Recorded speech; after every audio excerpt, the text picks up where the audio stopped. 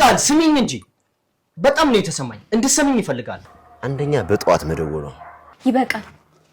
በዚህ ልክ መኖር ፈጽሞ አልፈልግም ሁለተኛ ደግሞ አወራሯ የሆነ ድምጿ ውስጥ የሆነ ተንኮል እንዳሰበች በቃ ያስባትታል ደግሞ ለዛም እኮ ነው ቃል ከዚህ ቤት ካልወጣው ስትለኝ አትወጪም ብዬ ያስኳት ሁላችንም እኮ የራሳችን ቅጽና ድንበር አለ እና ካላሰርሽ ለምንድነው እፈታሻለሁ ሚልሽ አሁን እውነቱን ትናገራለሽ እየፈራው ነው ግን ደግሞ አመጣጧና ዘሯ የማይታወቀው ዘራሽ ናት እኮ ሌላው ደግሞ እኔና አንተ ግንኙነት እንዳለን በፍጹም ማወቅ የለባትም ቆይ ግን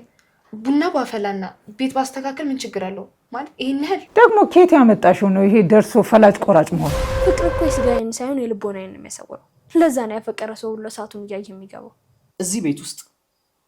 እኔን የምታከብሩኝ ከሆነ ልጅና ሚስቴን ልታከብሩ ይገባችኋል በዚህ ጉዳይ ግን ተሰብስበን ሁላችንም ማውራት ይኖርብናል ይሄ ደግሞ የሚሆነው በአጭር ጊዜ ውስጥ ነው እሺ